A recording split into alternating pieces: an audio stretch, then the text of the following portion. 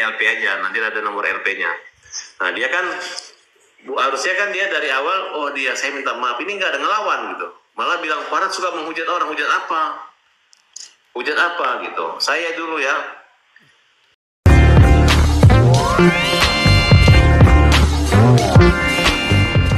bilang Ahmad Dhani ayah bodoh, hanya kalimat bodoh. Saya proses hukum, sempat tahanan kota. Padahal Ahmad Dhani anaknya nabrak mati 7 orang gitu. Kita nggak boleh minta orang yang begini tiba-tiba dia harus dihukum, nggak seperti itu. Kalau kita bicara hukum, minimal kita tidak melanggar hukum dan kita tidak bermasalah dengan hukum. Kalau orang lain nggak peduli, ngapain gitu. Bukan berarti orang itu menghina orang, tiba-tiba dia gara-gara dia menghina kita harus menghina. Iya, mungkin aja orang yang dihina itu nggak melaporkan dia, tapi ketika kau menghina orang, kau dilaporkan orang gitu. Nah dan itu kalau kita kena masalah hukum itu pusing. Kita lihat panggilan coklat tiap hari, sidang, nunggu polisinya, belum main saksi ahlinya, belum naik sidik, belum nanti kita dipoto begini pakai baju, baru dipamer-pamerin sama pelapor. Pusing. Makanya kalau faktual itu dia tuh wartawan di sini, dia jadi wartawan aja, jangan jadi provokator, jangan jadi tukang, jadi begal, gitu. Ngerti nggak? Jadi wartawan aja, jadi dia banyak kawan gitu, bahkan bisa berkawan dengan saya. Tapi kalau misalnya saya apa sih? Ngaku lagi orang Bugis, kenapa lu orang Bugis, ya kan? Iya betul. Teman-teman saya emang kenapa saya ini ya, bapak saya Bugis, ibu saya Melayu, jadi nggak pernah saya bermasalah dengan suku. Jadi saya itu adalah pengacara yang bukan merasa dikenal, tapi saya merasa mengenal orang. Jadi orang nggak dikenal pun saya bilang, karena orang Indonesia ini mukanya mirip-mirip semua. Jadi kalau ketemu kayak siapa ya, kayak pernah ketemu gitu, ya kan? Makanya saya tuh senang tuh di beberapa daerah itu, kayak di Ternate saya suka, di Bandung, Jawa Barat itu saya suka gitu. Jadi saya merasa di sana itu kayak orang mengenal saya. Ada beberapa daerah, kalau ke mall aja banyak yang kenal saya cuek-cuek, tapi lagi saya nggak ada masalah. Saya hanya jaga siapa yang senyum, jangan sampai orang senyum sama saya nggak balas senyuman gitu. Saya harus ramah gitu. Minimal orang bilang kok beda di TV, emang di TV kenapa katanya, galak kali katanya. Nah gitu aja mungkin teman-teman. Kalau RT Law juga itu aneh, dia berteman dengan saya, dia tidak menyadari bahwa dengan dia saya nangis, ngapain lu nangis RT, ngapain lu nangis, lu cengeng apa, nggak nanya-nanya orang, nggak nanya hoax itu baru nangis, kan aneh gitu. Lu banyak duit RT Law, sampai lu nyumbang, ya kan? Iya betul kan? Kalau lu banyak duit, lu kirim buah-buahan di rumah gue, bukan hoax di sana, ya kan? Di sana lu nangis-nangis keluar uang, di rumah gue lu nangis dapat uang. Coba pikirin, yang semua waras dong, betul kan? Dia di Komang, orang nangis, dia nangis keluar uang gitu. Mending dia nangis di rumah gue dapat duit, betul kan? Betul. Udahlah, pokoknya aku tuh orangnya yang simple kok. Aku bukan penjahat yang suka memenjarakan orang. Kalau misalnya memang mereka itu minta maaf dan Farad, saya minta maaf atas kehormatan. Saya rasa siapa yang paling cepat minta maaf pasti dia lebih kuat dan lebih hebat gitu. Cuma kalau saya nggak mungkin, saya udah dihajar baru masa saya mau maafkan kamu, nggak mungkin gua hajar lu sampai kapok gitu kan.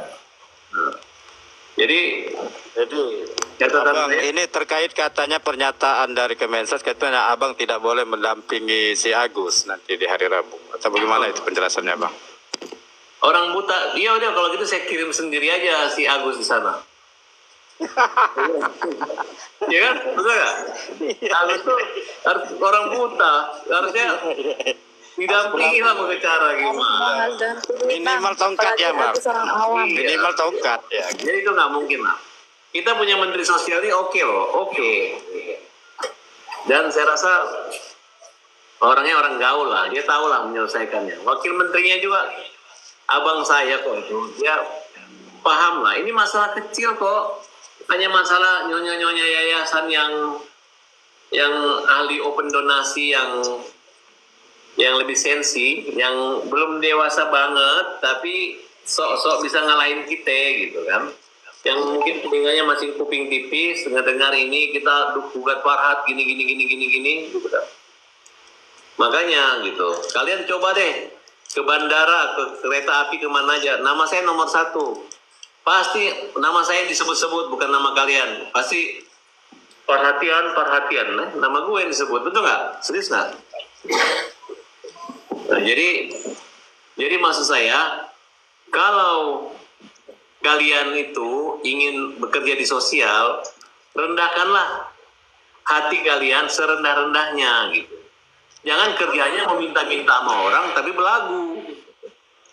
Ya kalau mau belagu, tutup apa donasi lu, pamerkan berapa kekayaan lu bagi di situ. Betul nggak kira-kira? Kalau macam kita ini, ya biasalah. Kalau saya kan selalu juga diejek sebagai pengacara yang katanya tidak punya rumah, cari orang kaya. Atau walaupun itu kan yang penting, yang paling tahu kan teman-teman saya yang tahu saya semua di sini. Yang biasa, yang merasakan manfaat saya. Gimana?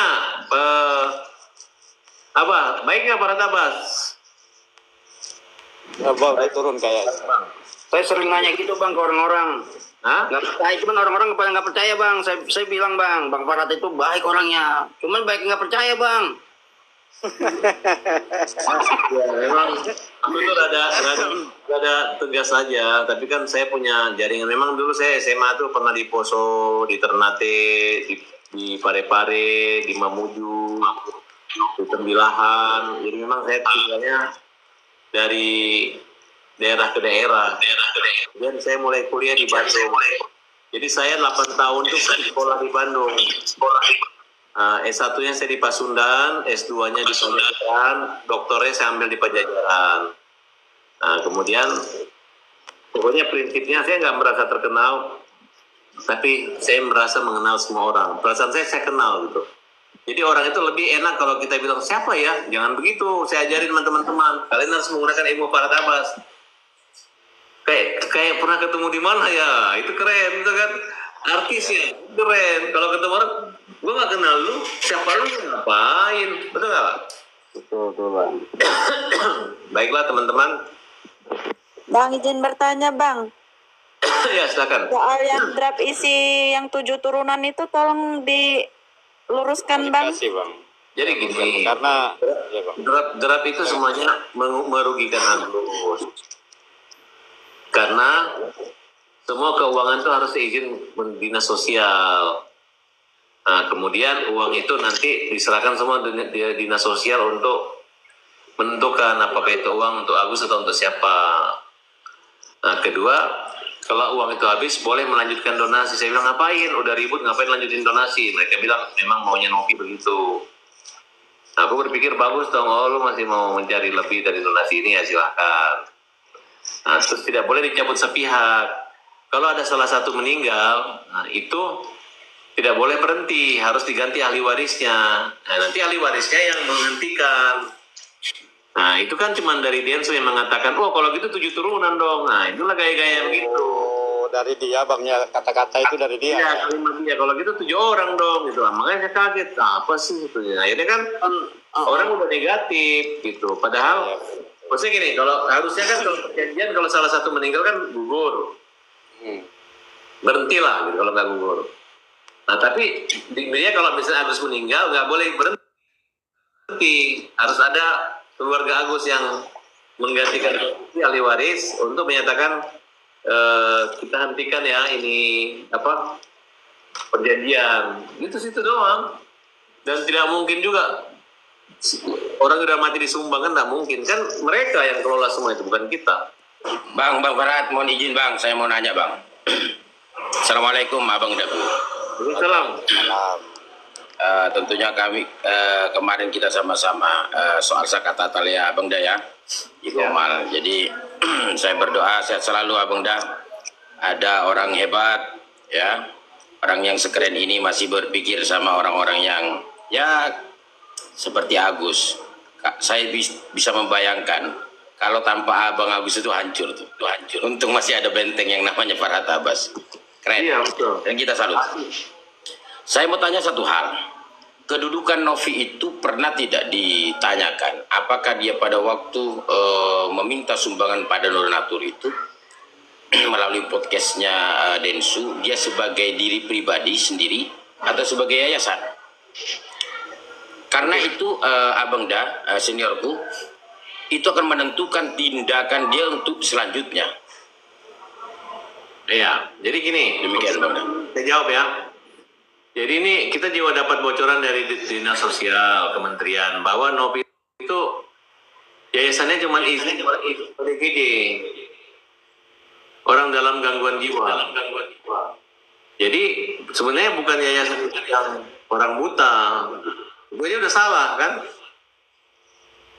Nah kedua, dia nggak punya izin untuk mengadakan donasi ke Agus, termasuk Denny juga nggak bisa karena bukan antara kita, tapi udah antar daerah, sudah menyungkup seluruh Indonesia di media sosial. Jadi ancaman hukumannya itu 3 bulan kurungan atau denda 10.000 perak. Kan mohon izin Abang Da, kan itu juga yang menjerat Novi terkait masalah tindak pidananya, karena sudah prosedur itu dilampaui atau tidak dilaksanakan, maka secara tidak langsung mudah sekali untuk melakukan itu, untuk menjerat dia di urusan pidananya. Ya makanya kemarin Kami Abang Da selama ini netral Abang Da, mohon izin. Kami selama ini netral. Tapi kesininya ini semakin menjadi-jadi gitu kan. Ada orang yang memang buta tapi dihina dan dihujat. Ada batin kami ini keluar sebagai praktisi hukum. Ini sebenarnya banyak yang salah di Novi gitu. Cuman kami diam karena urusannya, kan keinginannya kami kan untuk dimediasi aja gitu Abang Da Farhat. Kan begitu Bang Da? iya. Namun kesininya sudah tidak ada pencapaian. Terakhir Abang Da Farhat, saya katakan sama teman-teman, mediasi terakhir ini tidak tercapai. Kita sudah tahu permainannya, keinginannya Novi bagaimana, maka kita sikat. Nah, dari komal ke komal kita berbicara. Abang Da, tadi saja kita mewawancarai Wawa ke rumahnya, mohon izin Abang Da, ke rumahnya siapa namanya? Agus. Luar biasa, alhamdulillah teman-teman yang selama ini dukung Novi mulai tergerak hatinya untuk mendukung Agus dan mengetahui kebenaran yang sebenarnya. Iya, betul. Begitu. Memang katanya agama kita begini ya Abang Da Farhat.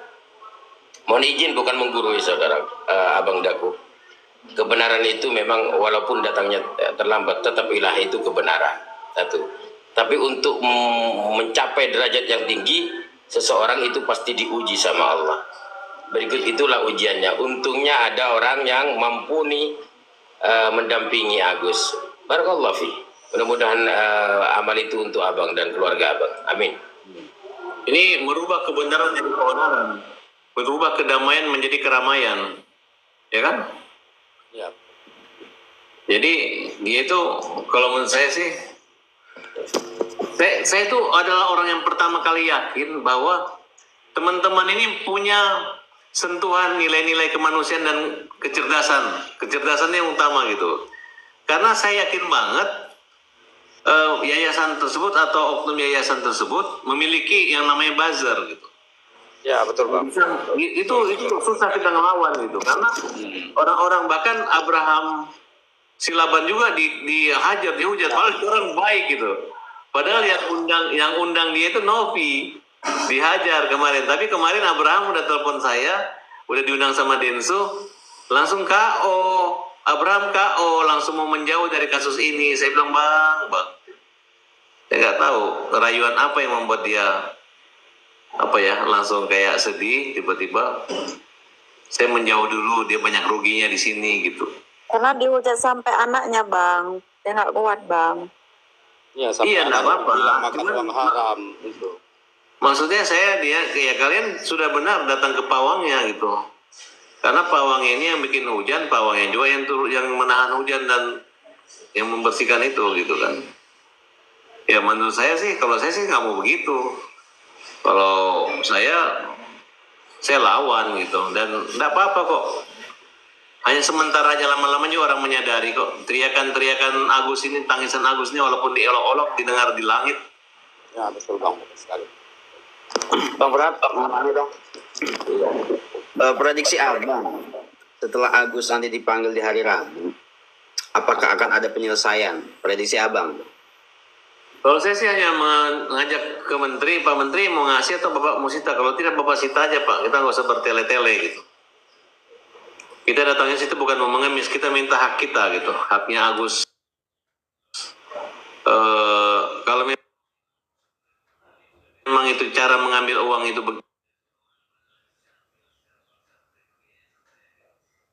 seperti itu benar, ya udah besok saya gituin orang aja. Saya suruh orang bantu, bisa saya ambil secara paksa, saya pakai yayasan saya gitu. Ini kan saya anggap maling cara baru, yaitu dibuat seolah yang tadi Bapak katakan.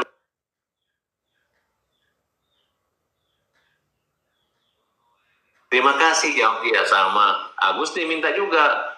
Jadi Densu ini adalah orang yang lebih percaya sama Agus daripada Novi. Kalau disuruh pasang yayasannya Novi, Densu pasti nggak mau. Sekarang saya coba tanya, Densu, lu mau nggak sekarang cariin dana Novi pakai nomor rekening yayasan? Coba lu ulang lagi sekarang. Terserah buat siapa. Pasti nggak mau. Tapi kalau boleh buat pribadi atau masukin ke rekening lu kan lebih berani lu harus gitu, ya kan?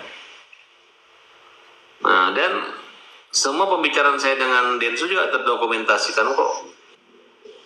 Artinya memang Densu itu berada di pihak kita, bukan lawan saya seperti saat ini gitu. Ntar kalau satu saat si Densu udah sadar dan dia udah menyadari, nanti aku lihatnya kau ngomong, janganlah kau putarbalikkan fakta, Densu. Kalau kau udah di jalan yang benar, jangan kau malu dengan kebenaran itu. Jangan kau balik-balik sehingga orang jengkel sama Parat Abbas. Saya itu kalau hal-hal begini ini nggak pernah mau siasat-siasat atau jebak-jebak orang atau ngarang-ngarang, enggak. Karena kalau kita fitnah atau ngarang-ngarang itu kasihan orang gitu. Kita bicara yang benar aja, orang aja bisa stres. Apalagi bicara yang fitnah atau membuat opini yang nggak benar gitu. Ya, dan percayalah, otakku ini encer banget untuk menghadapi orang-orang licik gitu. Saya punya waktu untuk menghadirin mereka gitu. Dia nggak akan bengong saya menghadapi itu gitu. Jadi kalau kamu mau main bersiasat-siasat begitu, nggak ada manfaatnya juga bersiasat, nggak ada guna. Yang nampak nanti adalah kebodohanmu gitu. Karena kita pengacara memang dipaksa atau memang ditakdirkan untuk pintar menghadapi masalah seperti ini gitu. Nah, cuman yang bukan pengacara dia pintar mengarang-arang, ini uang konsinyasi, ini nanti digugat simpan pengadilan. Ya ampun, kita ganti aja jadi amplop. Itu Abang dah kelucuan yang terjadi itu lucu sekali itu. Ada yang begitu-begitu mereka tuh. Apa yang dilakukan mereka hal yang sia-sia saja. Kalau Agus ini lagi sehat, terus dia lagi apa ya? Lagi sehat, terus dia lagi sudah sembuh. Ini orang yang masih sakit, yang masih butuh operasi, dihajar kayak begini gitu. Uangnya udah di depan, udah di rekeningnya dia diambil, dipermainkan begitu, kelewatan. Nah, memang saya ketemu orang baik di mall selalu teriak Agus sedih gitu. Jadi kayak mainan lucu-lucuan gitu. Jadi tapi saya yakin lah, lama-lama nanti orang mengerti lah bahwa di Indonesia ada pejuang kaum lemah yang mungkin menghadapi hujatan ribuan orang. Dari pertama saya itu dibilang ada seorang polisi, dia bilang ini, Farhat, sedunia menertawain kamu. Terus mulailah saya lihat ada Kamarudin Simanjuntak, Alvin, Hotman Paris. Saya bilang, oh, udah nggak sedunia menertawain kamu. Ah, pas malam ini kita berbicara, aku nggak merasa ada sedunia, udah separuh dunia sudah tertawa, gembira dan bahagia dan mendukung. Dan kalian menangis bersama saya untuk Agus, kira-kira seperti itu. Nah, jadi saya ceplong nih, saya akan teriak, namanya Yeni, dari tahun nama Yeni siapa? Yeni. Nggak semua orang menertawain, sudah banyak orang-orang baik yang bergabung satu senyuman, orang baik, senyum kebaikan kami. Teman-teman di Komal yang lawyer, Abang Dah itu sudah sama-sama sudah ke Agus semua, sudah mulai miring ke sana semua. Dan itu menjadi dorongan kami untuk segera memeriksa Novi. Segera periksa, ada masalah di Novi. Tidak bisa dibiarkan karena apa? Ini menjadi pendidikan yang buruk terhadap masyarakat Indonesia dan para netizen. Benar, Bang. Segerakan aja Abang Da untuk diproses dan kami mendukung itu ya, karena memang kalau memang ada salah, kenapa kita harus jadikan dewa, itu aja kalau saya. Ya, sekarang kan senjatanya Nopi kan netizen. Dia menganggap ketika didukung, ya karena dia jawab, aku ingin menyelamatkan uang donatur, Agus nggak benar. Nggak benar apa? Agus belum berobat, belum operasi. Dia menelantarkan. Mana perjanjian dia, mana izin dia, nggak ada. Apa yang dilakukan itu ada ilegal gitu. Jadi, dinas sosial nggak akan berani. Dia aja yang nekat mengambil uang itu dari Agus. Ya. Kita uji. Itu Abang Da, saya sudah katakan di Komal-Komal. Letaknya hanya satu, saya bilang, apakah itu bersyarat atau tidak bersyarat? Kalau bersyarat harus diukur adanya suatu perjanjian yang tertulis. Kalau tidak bersyarat berarti ya sudah, itu miliknya Agus dan clear. Setuju. Dan sangat clear. Ya Bang, ya namanya kita ini juniormu Bang, sama-sama pengacara Bang. Jangan sekarang bilang setuju Bang. Dari kemarin Abang. Aku jujur aja kemarin. Udahlah Pak John semua udah, karena waktu itu aku nangis sedih, diejek gitu, apa sih, itulah kepedihan saya rasakan gitu. Kalau yang kemarin itu sudah keluar, itu pun masih menangis mendengar dipukul. Kalau ini saya melihat sendiri, matanya kecil, hanya ada harapan dia melihat cahaya sedikit sekali. Ketika dia pilih, kalau boleh memilih dia nggak mau operasi, dia bilang mending matanya buruk tapi kelihatan cahaya daripada nanti bagus kelihatan tapi nggak ada cahaya gitu. Itu sangat sedih banget gitu. Itu saya menentukan, ya Allah, jika kiranya nanti matanya buta tidak mengatakan, apakah dia tidak menyalahkan aku gitu, tiba-tiba hanya gara-gara cahaya sedikit itu. Makanya ini tertunda-tunda operasi ini. Tiba-tiba ada sidang hari Senin lalu, kita batalin lagi karena kalau harus tunggu sembuh kan butuh waktu sebulan 2 bulan. Nah ini mau ke Singapura paspor, ini dapat lagi yang ingin membantu, 9 naga mau bantu. Ya, tadi juga dari rekan kita Meme di atas ini Bang. Ya dari rekan kita bantu. Agus Bang, rekan kita ini ada satu. Ya, yang di atas ini sudah mengirimkan spring bed kepada Agus. Mungkin ini masih dalam perjalanan Bang. Ya. Iya Bang Da, cuma Abang Da Farhat, tadi saya buka Komal, langsung ditransfer, langsung dikasihkan ke beliau, ke Bang Agus. Saya merasa sedih Pak, memang betul memang rumahnya aja tuh miskin ya Bang ya. Duduk di bawah, kasihan ya. Wawa gitu. Kalau perlu Wawa bantu, kenapa? iya Bang. Saya orang yang pertama cari AC, bisa bantu AC. Wah. Saya bilang, Gus, Wawa kasurnya ganti, kasurnya Wawa kata bolong, biar aja bolong Pak. Udah Bang, masih OTW Bang. Sudah, itu masih dalam perjalanan spring bednya Bang. Abang punya pahala kan diganti beribu-ribu kali lipat. Udah dari kelompok kita Kemarin pun aku ada kasih uang Bang, kita, 1 juta Bang. Terus ini kasur hari ini Bang. Dapat laporan. Kemarin hampir terima 5 juta kalau nggak salah, hampir terima jumlah itu. Iya. Tapi juga kita dihujat Bang, bisa-bisa. Sampah semua ini di bawah ini. Dan saya sih masih positif, itu banyak yang buzzer-buzzer mereka. Mereka punya buzzer itu. Karena mereka ini industri menjual kesedihan dengan open donasi. Tapi dia mengopen nasib orang, diopen nasib orang dengan cara-cara memperlakukan yang, dengan cara-cara mempermalukan, menggiring opini. Bayangkan gini, Nopi itu dulu udah undang kita untuk damai. Tiba-tiba sekarang dia suruh Densu mau ngasih 300 juta asal cabut laporan. Tiba-tiba dia curhat ke Bunda Korla. Itu kan kurang ajar. Itu kan niat jahat yang tidak baik. Kecuali Bunda Korla ini menasihati dia agar bijak, agar baik. Ini lu udah cerita mulut kayak begitu, yang suka ngomong kelamin laki-laki, yang lobang laki-laki itu dia ngomongin, masih dicurhat sama orang sejorok itu. Bunda Korla itu udah gua laporin. Ya, kita anggap merusak. Ini bukan Belanda ini Indonesia. Itu dia teman ngobrol. habislah gitu. Nah, sekarang cobalah masyarakat lihat, nggak usah banyak, mulailah dari situ. Ngapain menghina orang buta dengan Bunda Korla di situ? Ya kan, lain halnya kalau artis-artis cabul yang dia komentar, dia lawan, mungkin lah itu artis cabul. Ini Agus si buta dihina-hina. Bilang nggak bersyukur. Kapan Agus menolak 300 juta? Nggak ada. Saya punya rekaman pembicaraannya. Nanti disampaikan ke orang tua, ya benar, ya kan? Mana cukup segitu, betul. Saya dengar, tapi jangan bilang ya. Betul. Nggak mau lagi. Demi Tuhan, saya nggak urus lagi. Den, nggak usah keurus lagi. Bikin ribet. Nggak usah lagi. Bikin ribet.